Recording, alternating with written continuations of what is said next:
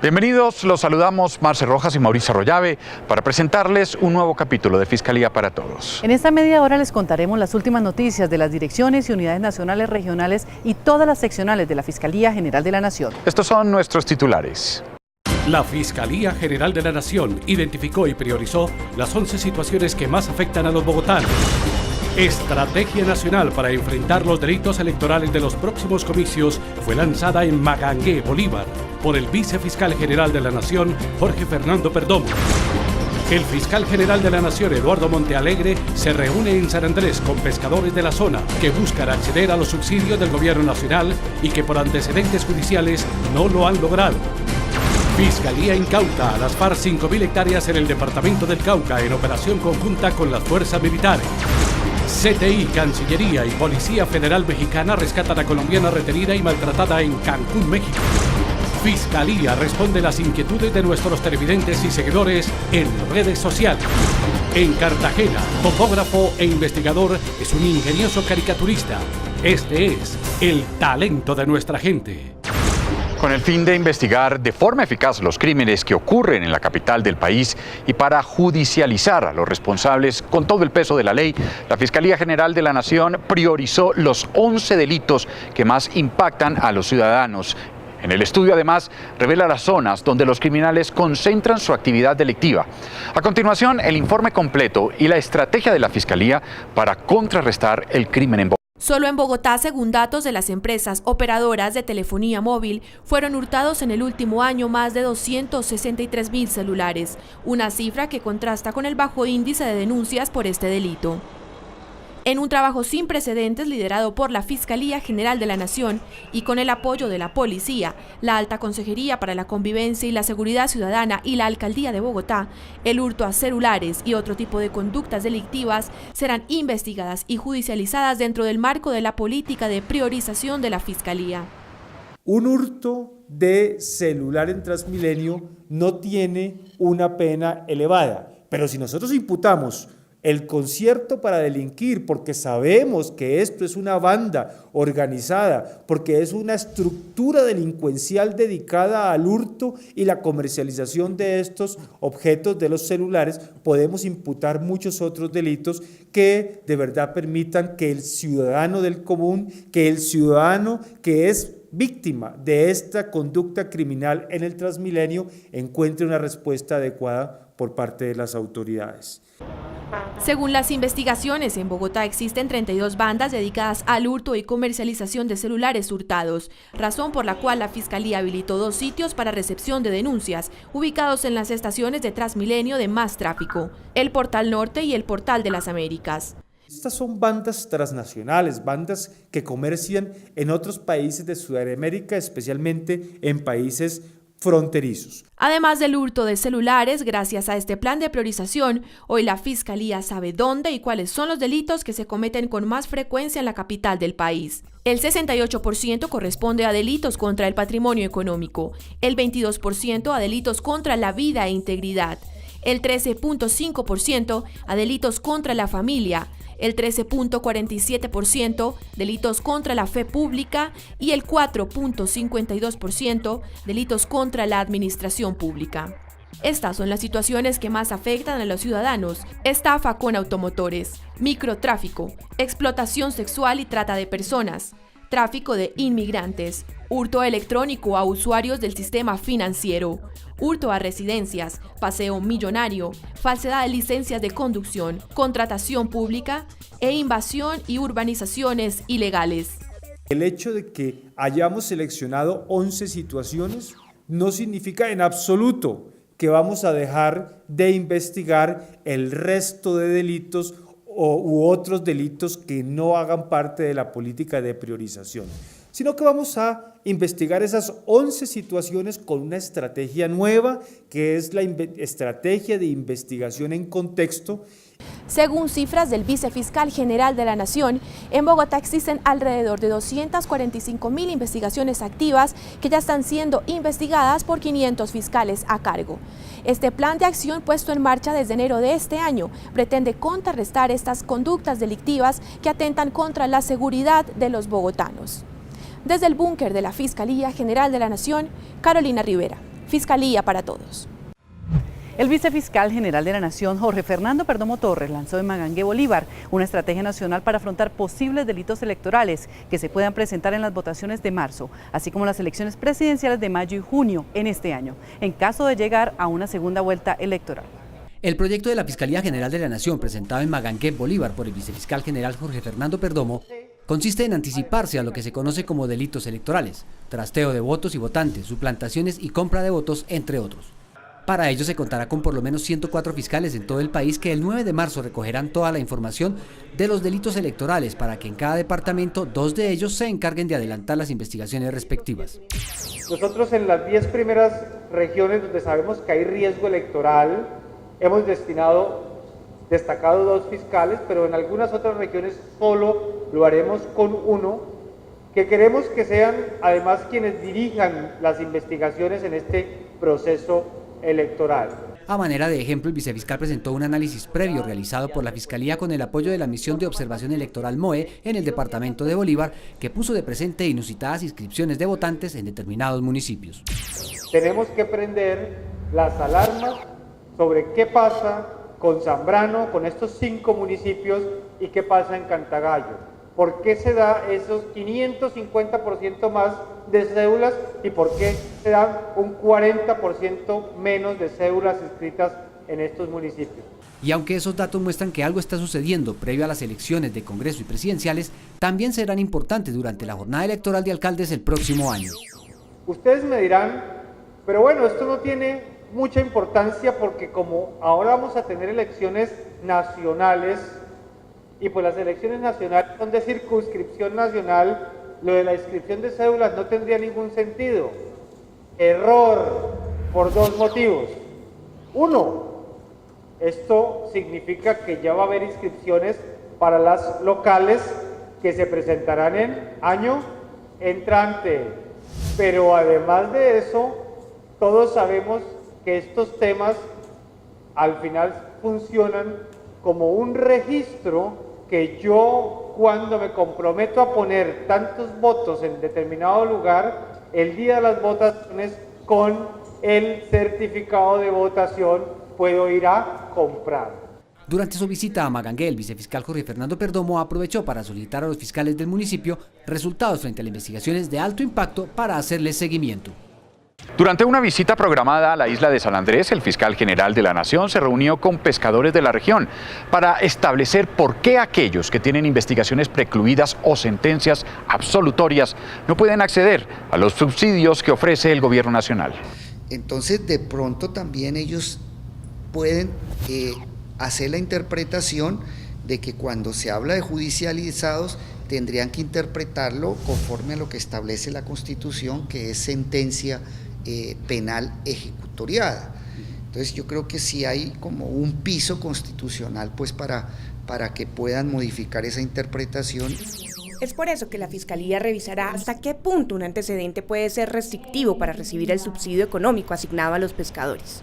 Nos comprometemos a aclararles con casos específicos que tengan dudas, pero que eso lo podemos hacer en el momento en que nos entreguen la información para poder ya venir con unas respuestas a la isla y poderles dejar en aclaratorio todos los procesos que ellos tengan, ya sea al interior del país o en la isla solamente. Ayuda económica asignada luego del litigio entre Colombia y Nicaragua por el espacio fronterizo marítimo ante la Corte Internacional de Justicia en La Haya en noviembre de 2012. Durante la reunión que se realizó el día de hoy entre los pescadores de la isla de San Andrés y de Providencia y el fiscal general de la Nación, se estableció que se realizará una jornada a través de la cual se revisará caso a caso quién de ellos puede recibir el beneficio por parte de Prosperidad Social. Cuando a la Fiscalía se le solicitan los procesos y las investigaciones que ha tenido una persona, independientemente de la solución, expide un certificado, lo que genera una limitación en la resolución expedida por el DPS. Han colocado a los pescadores en unas condiciones de judicializados o condenados, no accederían al subsidio que fue otorgado por el gobierno nacional.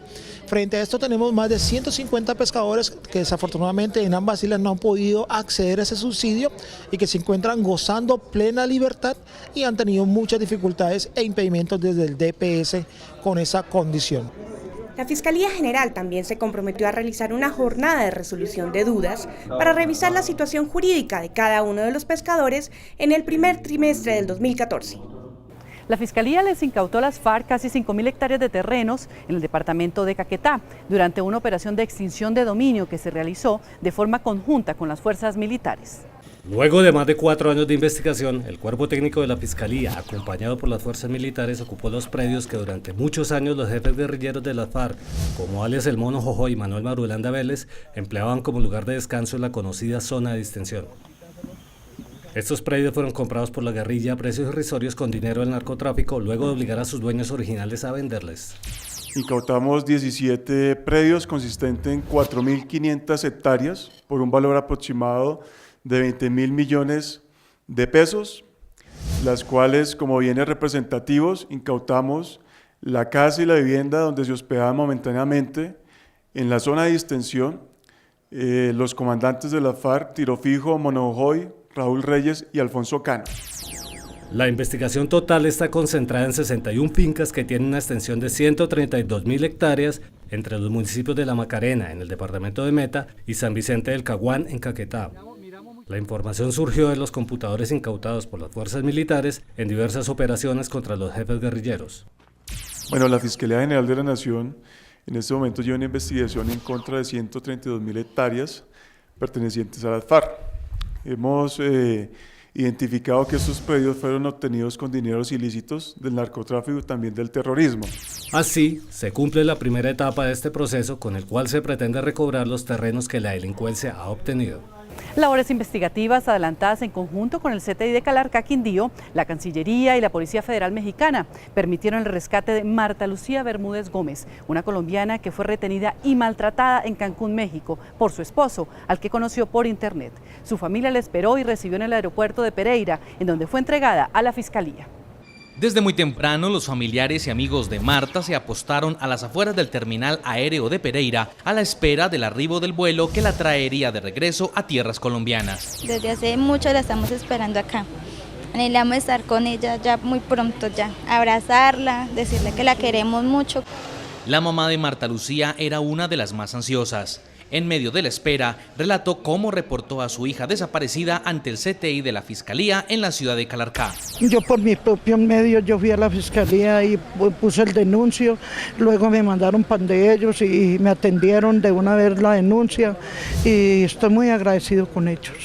Jairon Toro es uno de los 3 hijos de Marta y tenerla de vuelta en casa es uno de los mejores regalos que ha podido recibir en mucho tiempo. Pues mucha felicidad porque ya ella sale de esa situación tan difícil y vuelve a estar con nosotros acá en Colombia, que todo el mundo la está esperando. 11 de la noche, 25 minutos, y la familia de Marta Lucía Bermúdez continúa ansiosa, esperando a su familiar, pronta a llegar aquí al aeropuerto Matecaña después de esta pesadilla vivida en tierras mexicanas. Con el paso de los minutos, la recompensa llegó. La figura de Marta Lucía apareció acompañada de 2 agentes federales mexicanos que la trajeron de regreso a Colombia. El director del CTI de Armenia fue el encargado de darle la bienvenida en medio del júbilo de familiares y amigos, dejando atrás por fin la pesadilla de un secuestro.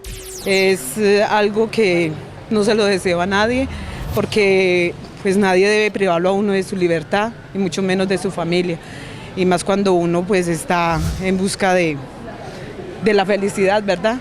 Pero estaba en condiciones bajo llaves, yo no veía el sol, prácticamente sin ropa, sin ver la luz. Pero gracias a las rápidas acciones del CTI, la Cancillería y la Policía Mexicana, la historia de Marta es otro operativo de éxito. Estas entidades oficiales verifican en México y con la información suministrada logran identificar el inmueble donde se encontraba esta persona sometida, enjaulada, en unas condiciones deplorables. Logramos identificar una nueva modalidad que atenta contra los ciudadanos colombianos residentes en México.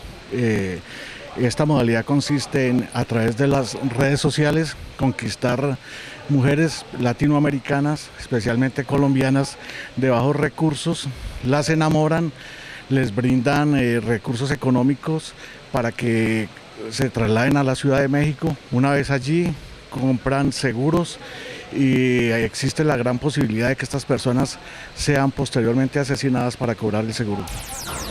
De esta forma terminó para Marta Lucía la angustia que comenzó como una promesa de amor, pero que terminó en medio de abusos psicológicos, maltrato físico y secuestro. Gracias a la reforma que se adelanta en la Fiscalía, se fortalecerá la presencia de la entidad en la población de Tumaco, departamento de Nariño. Habrá aumento de fiscales e investigadores para que los ciudadanos tengan mejor acceso a la justicia. En Tumaco, con más de 180.000 habitantes en la costa pacífica del departamento de Nariño, al suroccidente colombiano, los delitos con mayor índice de ocurrencia son el homicidio, el desplazamiento y el narcotráfico. Por eso la Fiscalía se fortalece y una de las estrategias la anunció el vicefiscal general de la Nación, Jorge Fernando Perdomo, al dar a conocer la apertura de la unidad de reacción inmediata. Con esta nueva instalación de la Fiscalía vamos a poder permitir que la población tenga mejor acceso a la Fiscalía, que las víctimas puedan también acercarse a poner sus denuncias, y creo que en esto vamos a aportar mucho al fortalecimiento de la justicia aquí del municipio. El compromiso de fortalecimiento va acompañado de una nueva política de gerencia basada en la priorización e investigación en contexto, así como en el aumento de la planta de personal que dispone de 30 nuevos cargos para el municipio. En virtud de la reestructuración que se ha hecho de la Fiscalía General de la Nación, se va a duplicar la planta de personal para el municipio de Tumaco. Es decir, que vamos a tener a partir del mes de febrero, paulatinamente, 9 fiscales más, 9 asistentes de fiscales más, 9 investigadores más y una planta correspondiente de personal administrativo. Otra de las fórmulas para robustecer la justicia está enfocada en la Unidad Nacional Antinarcóticos e Interdicción Marítima, para evitar que Tumaco continúe siendo un corredor del narcotráfico. Nos estamos fortaleciendo gracias a la reestructuración de la Fiscalía, apoyándolos con un fiscal que viene cada 8 días a efectos de ejercer procesos y adelantar destrucciones de los laboratorios, de los cristalizaderos y fortalecer el tema de erradicación. La UNAIM trabaja de la mano con las fuerzas militares y con el Grupo de Investigación Criminal Antinarcóticos GRICAN de la DIJÍN. El objetivo es que toda la labor que haga las fuerzas militares en temas de narcotráfico, esto es erradicación, interdicción, aspersión, esté acompañado de estos grupos GRICAN y de nuestro fiscal tendiente a la judicialización de esas organizaciones que generan este tipo de actividad. Actividad que también estaría judicializada e investigada por el daño que le causa al medio ambiente. Va a implicar una nueva técnica judicial, es la recolección de muestras de suelo, las muestras de agua, para establecer el impacto del medio ambiente que ha generado la construcción del laboratorio o la construcción de la refinería ilegal.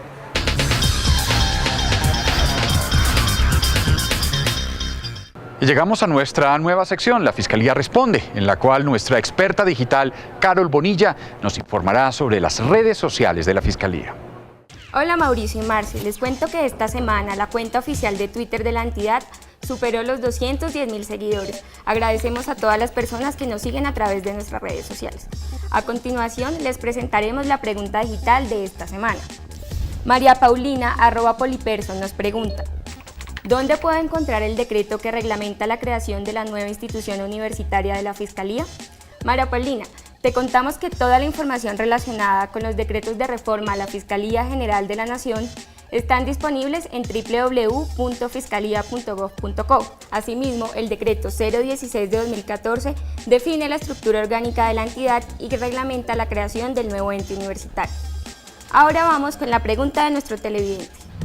Señor fiscal, ¿qué se puede hacer o a dónde nos podemos dirigir cuando a una persona le clasifican la firma y el número de la cédula y el juez, los jueces, ni los fiscales, ni los secretarios se dan de cuenta?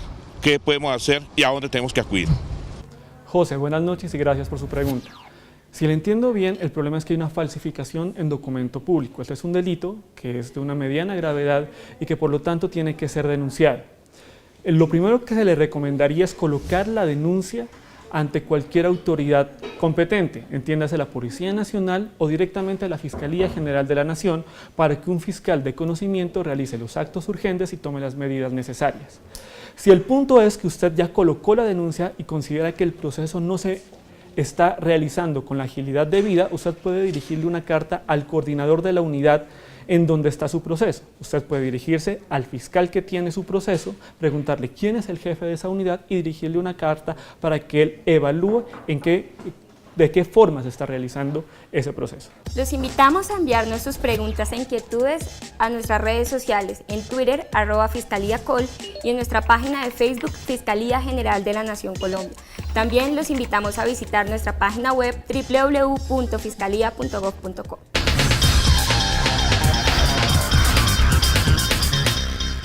En Cartagena, un investigador se destaca no solo por sus amplios conocimientos en topografía y en medir perfectamente un área a investigar, sino también por sus ingeniosos dibujos, retratos y caricaturas. Un talento que hace parte de nuestra gente.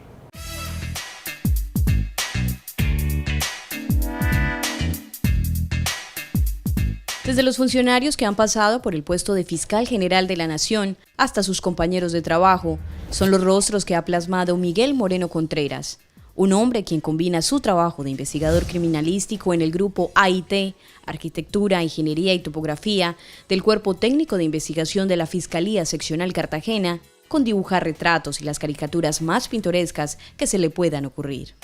Pues el dibujo para mí es algo que nació desde muy pequeño, desde la escuela, y sobre todo se arraigó más como en la competencia con unos amigos, que ellos dibujaban muy bien y me gustaba verlos cómo dibujaban.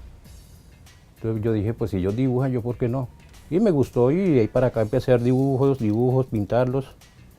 Me practiqué con varios diseños, formas, y me fui quedando más bien con el dibujo de lápiz, que esa es la forma ahora que hago las caricaturas, puro lápiz.